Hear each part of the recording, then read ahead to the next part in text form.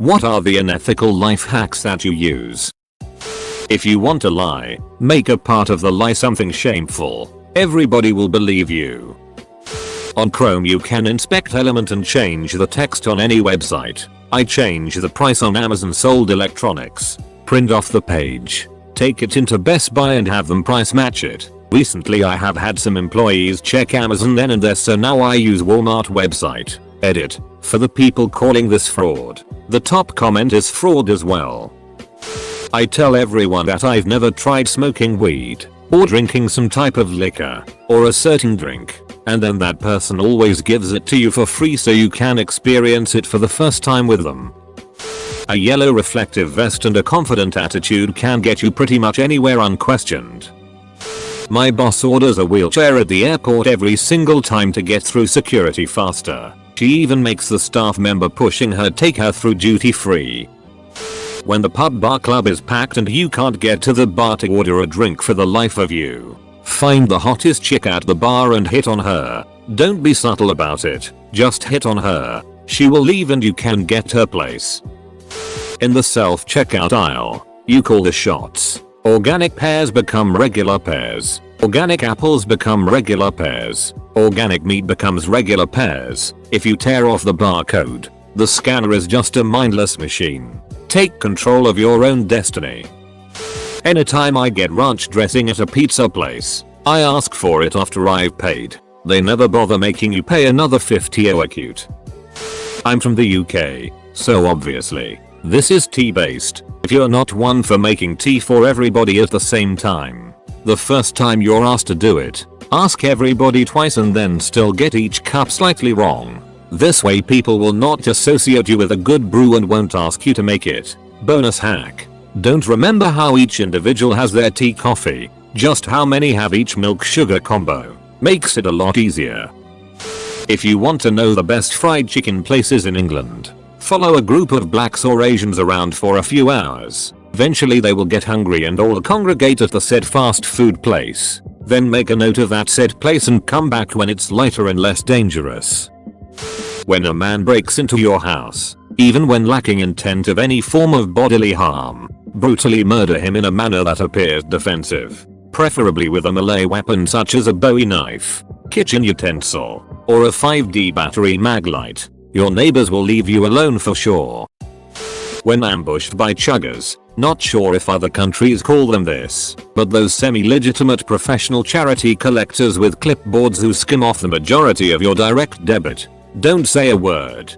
Do not say no. Go away. Duck you. They are trained to pounce. If they say nice hat, do not say thanks. They are trained to pounce. Just raise your hand. Stop quieting gesture, and they'll leave you be. Unethical because rude, but okay because duck that whole industry.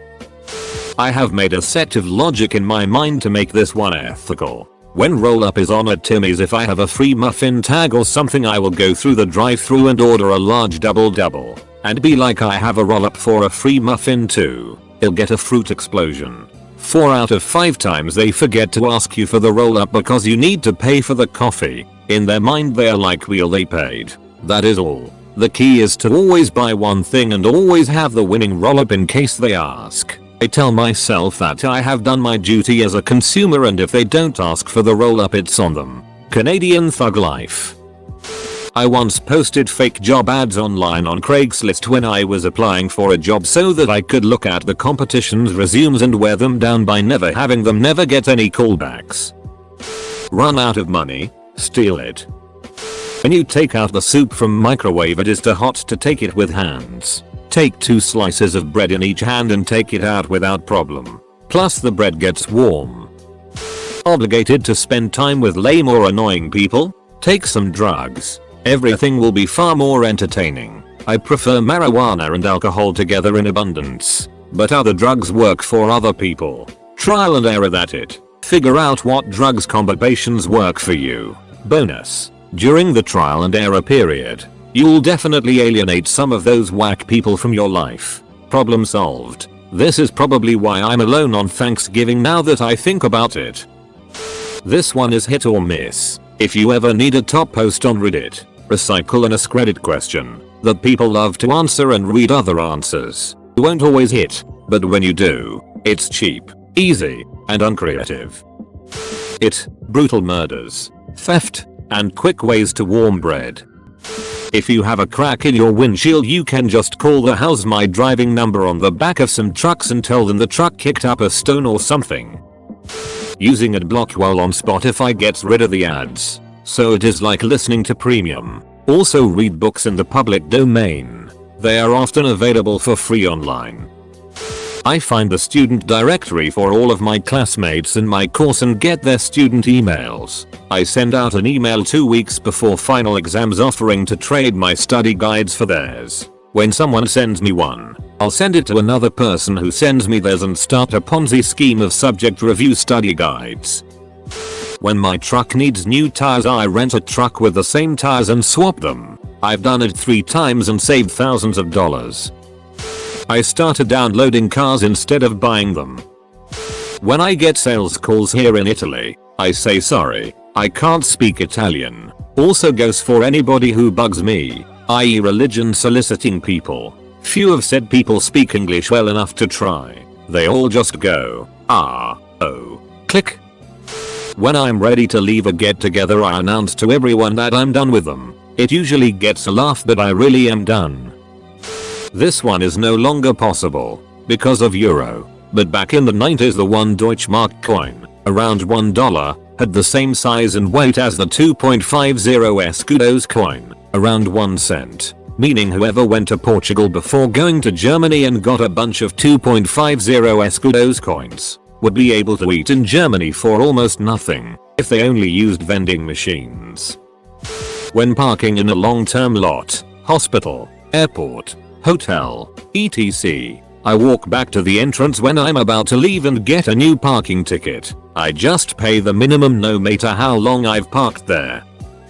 Back in my homeless panhandling days, if I was panhandling with a sign where there was foot traffic, I'd make sure to take most of the money I'd been given out of the container so it looked like I hadn't been given as much. The panhandling pro tips: if you're flying a sign, a funny sign tends to make more money than a sad one. Spaceship broken, needs parts, saving up for a rainy day if it's raining, stuff like that. In some panhandling situations it is better to lie with reverse psychology. For example, when I was passing through Las Vegas and panhandling on the strip, people were more likely to kick down cash if my sign read "need money for beer" as opposed to "hungry as duck" or something. Even when I was actually hungry as duck, people were more likely to believe I was trying to get wasted. I've since gotten pretty stable, have a good job, car, apartment, etc. Honestly, working a job is much easier on a person's psyche than panhandling. People calling you a piece of it all the time or always questioning your motives, or trying to solicit you for sex can really weigh you down. The only reason I kept cable was for sports, so when I cut the cable I just started streaming football games. Buy things off Amazon. Then, when said thing breaks, I just buy another from Amazon, then return the broken one as if it was the new one. Works every time. I pretend that my aunt's phone is broken so I don't have to deal with my mother's endless messages. I still speak to her every day, but she can't guilt me for ignoring messages. I am 33. I wish I figured this out sooner. If you want a promotion, kill the other candidates. You know those vending machines with card swipes? Usually, you have to press end in order for the machine to stop charging your card, which most people don't do. Stand behind someone using a card and you might get free snacks. You don't have to go the speed limit, you just have to drive slower than the black guy in front of you. One year I went with my dad to vote. He was 70 and had a portable oxygen tank that he wore on a shoulder strap as he had lung cancer. He was still relatively strong at this point. He took one look at the 30-40 person deep queue and said, "Bugger this." He strode past the queue, waved his oxygen tank at the door person and said, "James Hardy got me," and went straight to the sign-in desk. I looked apologetic, said I was his carer, and went in after him. Quickest voting experience of my life. None of the officials had a clue how to deal with the situation, so they just looked stunned and let it happen. For those who don't know, James Hardy was the biggest asbestos manufacturer in Australia back in the day, and that was the sort of lung cancer he had. To get organic product for a non-organic price, all you have to do is realize that by buying organic product you are spending extra money on nothing. When some human rights organization pleb comes up to me, "Excuse me sir, may I have your attention please?" I'll switch to my native language, which most people in my country don't know it still exists, and kindly decline. She will then apologize for bothering me. "I know you're wanting to help the poor or whatever, but don't push me to it." When your headphones break, especially if you get cheap ones, buy the same ones that you had before. After cleaning the old ones, put them in the package and return the package, but keep the new ones. Always say they were defective and broke only after a few days. Make sure you have the receipt. If you use the words defective, they have to take it back as long as you have the receipt. Also, if you go to a nice event, get a nice dress from the store, leaving the tag on. Wear a little cardigan over the dress so that the tag is concealed. Go to said event and the next day return the dress, saying that it didn't fit the way you would have liked, and get your money back. I used to do these things until I got some dignity. If I have a job at work that takes 4 hours to do, I'll do it in 4. About for 4 hours, then submit and say it took 8. People that fail to do that inevitably get screwed by the man and its work culture to push for more. If you know someone's got a lot of cash on them, stab them and take it. I steal butter and Marmite sachets from my university canteen and store them in my fridge in my dorm room. I found out a way to get free food at work using a little known glitch in our cash registers software. Essentially, I can ring up an entire meal as extra toppings and it will show up in the kitchen as just a normal combo meal. The price for everything is inherently zero, so my order won't show up if anyone chooses to audit any discounts or voids. No one is caught on yet. It would take a very perceptive back of house worker to notice that the order didn't get sent to their specific station and only the main screen. But those guys are too bright. If you want a little extra room on public transport, just chant softly in Arabic. If you buy any sort of power tools, electronic etc., and they break, forget the warranty bullet. Go to the same store, buy the identical item, swap it out with the broken one, then go back and return it. In Subway, I wait until they have put the first amount of cheese on before asking for double. You have already set the standard cheese level and I will know if you skimp. I don't listen to the entire phone greeting before making my selection. I press 0 for a human. If a store has a phone number based ID discount system, like the grocery store, some hipster will always have entered the local area code, and 867-5309 works every time and only mildly unethical. I actually read it on here a while back. You know McDoubles from McDonald's? Well, just ask them to hold the ketchup and mustard, and add Big Mac sauce, mayo and pickles. Boom. You just got a Big Mac for 1/4 of the price.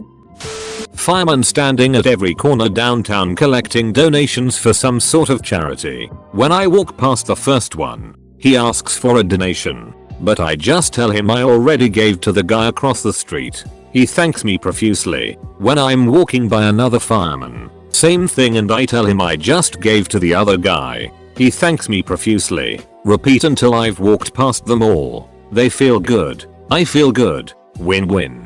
Well, except for the charity. I steal from my university dining hall napkins, condiments, forks, knives, spoons etc. Nobody notices and frankly they don't give a shit. I've programmed bespoke systems to automate every task we do. I have 2 versions. One on my personal OneDrive with comments and future ideas. The other on the office system with stupid variable names and no comments. They'd take months to figure out how they work and would require experienced programmers to unravel. Job for life. Edit. I'm 23. You have to realize that general laziness will suffice once everybody relies on your work. And it's technical enough that it requires a significant intellectual effort to understand. Nobody will try, and you'll get stuck at this place as long as you can stand it. Don't know if I should spread this around, but if you are going to a big event, egg your graduation, Print out some sheets of paper that say reserved. When you get there early, you can put them wherever you want and hold seats for friends and family. The best part is, you don't even have to watch the seats. You could go get a coffee or something and come back. No one will take those seats. You will generally not get called out on your bullet. If you present yourself in a certain way and are confident in what you're saying, you can lie to someone's face and they'll accept it, even if they have doubts, because acceding to the events of your story is preferential to the possible confrontation which may ensue from challenging it. This obviously doesn't really work with family and close friends, but will work in most circumstances where you're dealing with people who you deal with in your day-to-day life. Incognito browsers to get past newspaper website paywalls.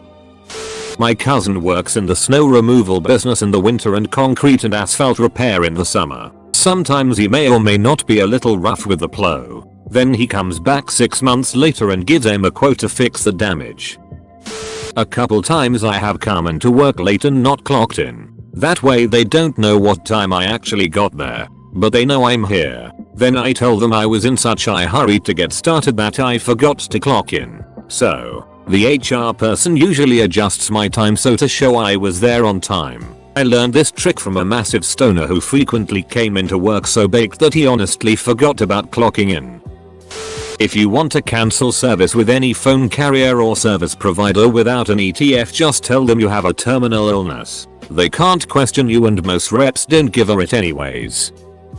If you buy an ebook from Amazon, you can usually buy the Audible audiobook at a steeply discounted price. Most public libraries have a service called Overdrive that allows patrons to check out ebooks. If you check out the Kindle version of the ebook, Amazon thinks you've bought the book and will give you the Audible discounted price. Some discounts are better than others, though.